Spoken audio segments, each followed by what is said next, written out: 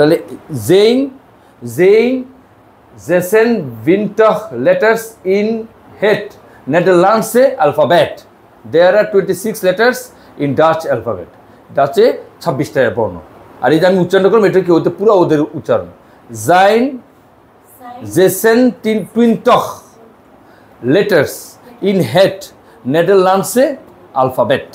কিছু কিছু মিলে কিছু মিলবে না কিন্তু ধরন কিন্তু সোজা ইংলিশ স্টাডি করে একটু শিখতে পারলেই দেখবেন হয়ে গেছে তো এখন উল্টাপাল্টা বর্ণ ধরলে পারবেন আচ্ছা দু একটা ধরি অনুমানে ধরি দেখে আপনি পারেন কিনা উচ্চারণ তো খারাপ না আপনার উচ্চারণ ভালোই মানে আপনি পারবেন ধরতে এইটাই মেইন ধরাটা তা দেই হ্যাঁ একটা লিখি এটা কি এটা কি তাহলে এইটা কি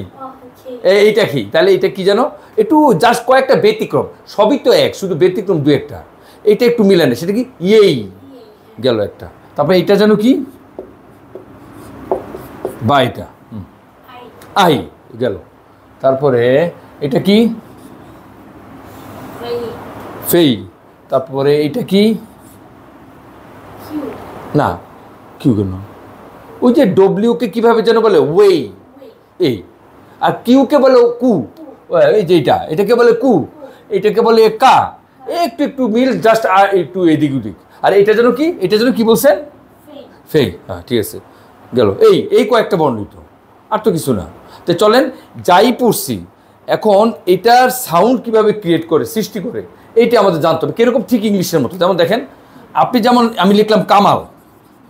খেয়াল করেন ইংরেজরা এটাকে বলে কে এটাকে বলে এ এটাকে বলে এম আর এটাকে বলে এ এল কিন্তু দেখেন আপনি মিলাচ্ছে কিভাবে কে বলে কিন্তু বলার সময় বলতেছে কিন্তু কামাল তার মানে কি আপনার বাংলায় যে ধ্বনিটা আছে দেখি আপনি বাঙালি হয়েও ইংলিশ পারেন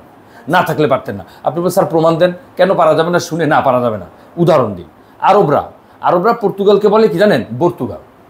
কেন আরবিতে পে নেই উর্দুতে পে আছে কেন উর্দুর ভাষার ভাষীরা তারা কি করছে পেটা বানায় নিছে তিনটা যে ফোঁটা দিয়ে আরব পণ্ডিতরা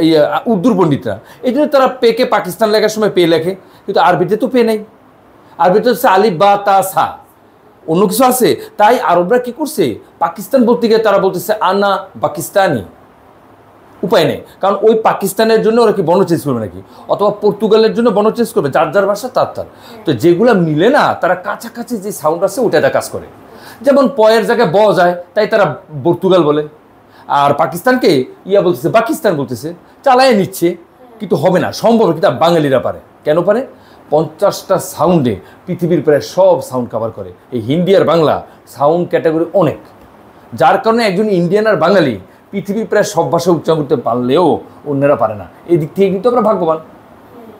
ক্ষমতা নেই সেটা ভিন্ন কিন্তু আমরা কিন্তু ভাগ্যবান এই যে ভাষার দিক থেকে ওটা অনেকে বুঝতেছে না অর্থনৈতিক পাওয়ার নেই সেটা ভিন্ন কথা কিন্তু ভাষার জগতে কিন্তু আমরা অনেক হাই ক্লাসে কিন্তু ওই যে কথা আছে না ক্ষমতা আসতে হলে আপনার অর্থও থাকা লাগবে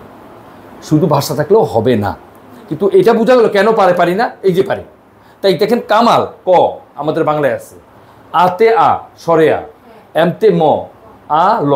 এই হইছে দেখেই আপনি বাঙালি হয়েও কামাল বলতে পারতেছেন এই বর্ণ দিয়ে লিখে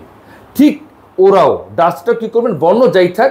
সাউন্ড কী করবেন আপনার মতো নেবেন যেমন দেখেন ওরা বলতেছে বেই আর ইংরেজরা বলতেছে বি